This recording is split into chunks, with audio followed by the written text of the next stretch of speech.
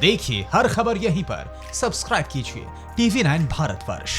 सीधे चलते हैं, हमारे सारे जो लोग हैं सब हमारे साथ बने रहिए। आइए बिग वॉल पर कुछ दिखाने जा रहे हैं। आप पायलट मान गए तो गहलोत सरकार बच जाएगी, ये ऑप्शंस हैं। देखिए आप राजस्थान में क्या हो सकता है। एक, पायलट मान गए तो क्या गहलोत सरकार बच जाएगी, जाहिर सी बात है, नेक्स्ट चेंज ओवर करें।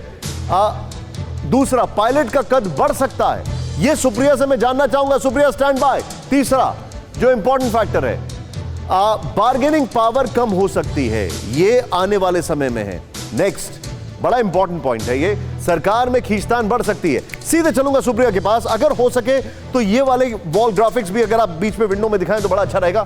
सुप्रिया, मुझे दो सवाल वेरी क्विकली बताइए। पहला ये कि अगर सचिन पायलट जैसा खबर आ रही है मान गए, इसके बाद क्या इनकी बार्गेनिंग पावर बढ़ जाएगी, नंबर वन। नंबर टू जो सबसे ज्यादा इंपॉर्टेंट है वो ये है कि क्या पार्टी के अंदर और खींचतान बढ़ जाएगी। Very quickly Supriya.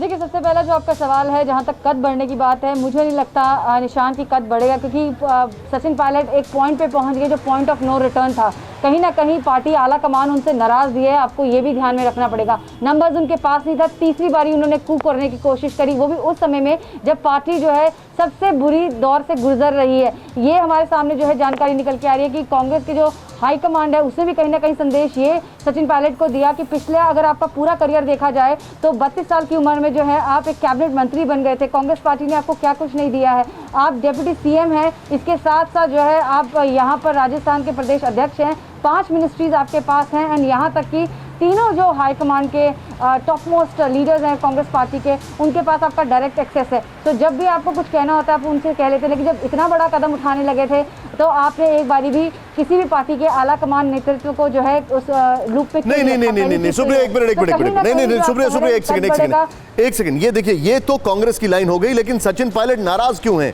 मैं अपनी टीम को इंस्ट्रक्ट करूंगा, राजस्थान में संकट की जड़ जो वॉल है उसको यहां पर दिखाएं। मैं वो अपने दर्शकों को दिखाने जा रहा हूं। राजस्थान में संकट की जड़ क्या है वो देखना जरूरी है। और सुप्रिया, ये अपने आप में सचिन गृह मंत्रालय क्यों मांग रहे हैं, उसके पीछे की वजह। आइए सीधे चलते हैं यहां पर, और अभिषेक आप मेरे साथ बने रहिएगा।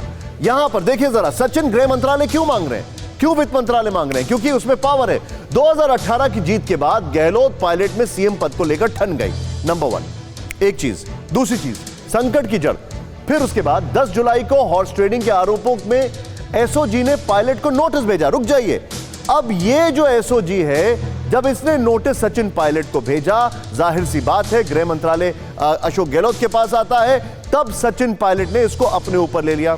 2018 में सबको पता है अशोक गहलोत कहां बिजी थे। अशोक गहलोत अच्छी तरीके से सब लोग जानते हैं कि बड़े मसरूफ थे गुजरात में। तब ग्राउंड पर सचिन पायलट काम कर रहे थे, और उस जमाने में अगर सचिन पायलट को डिप्टी सीएम बनाया गया और सीएम नहीं बनाया गया तो यह नाराजगी की वजह थी। और उसके बाद adding insult to the SOG के नोटिस के बाद सचिन पायलट की नाराजगी और बढ़ गई। उनको यह समझ में आ गया, ऐसी खबरें हैं कि अशोक गहलोत जो हैं वो अब एक छत्र राज वहां पर चलाना चाहते हैं। फिर चेंज ओवर करें यहां पर। एक और फैक्टर यह है कि नोटिस में पायलट के बयान दर्ज के लिए वक्त मांगा था। फिर एक और बात बताएं, जरा चेंज करें। अपने दर्शकों को हम एक एक पूरा घटनाक्रम बता रहे हैं। नाराज सचिन पायलट अपने समर्थक विधायकों के साथ दिल्ली आ गए, बस ये था ट्रिगर पॉइंट। परवाह देश की, सोमवार से शुक्रवार रात 10 बजे TV9 भारतवर्ष पर।